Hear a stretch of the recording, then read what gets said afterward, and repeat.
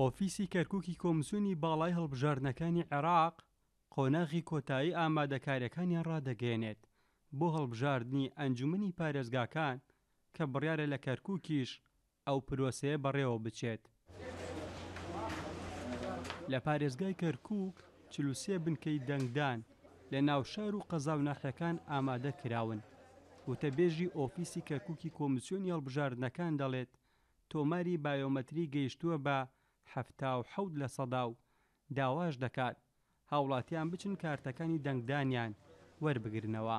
ئامادەکاریەکان لە قۆناغی کۆتاییایە و هەروەها پرۆسی بایۆمەتریمان ئەنجام داوە زیاتر لە 177 هاوڵاتیان و هەروەها ئەو هاوڵاتیانە توانیوانە لە 197 کارتەکانیان وەرگرتنەوە و هەروەها بۆ دابشکردنی ئەم کارتانە 43 بنکەی دابشکردنی کارتمان هەیە لە سەرانسەر پارێزگای کەرکووک بە قەزاو ناحیەکانیشەوە ڕۆژانە پێشوازی هاوڵاتیانەکەن بۆ وەرگرتنەوەی کارتەکانیان.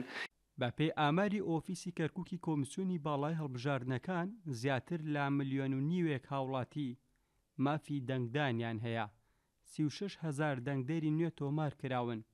لەو کەسانەی لە دایکبووی ساڵی 2004 و 2005ن بۆ یەکەم جار مافی دەنگدانیان دەبێت.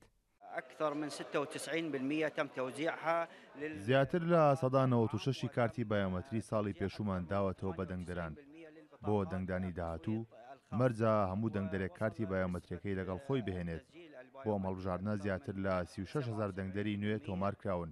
ئەوانەی لەدایکبووی ساڵی 2004 و 2005ن داواکارین ئەو هاوڵاتیانی کارتەکانی دەنگدانیان وەرنەگرتوێتەوە سەردانی بنکەکان بکەن بۆ وەرگرتنەوەی کارتی بایۆمەتری دەنگدان.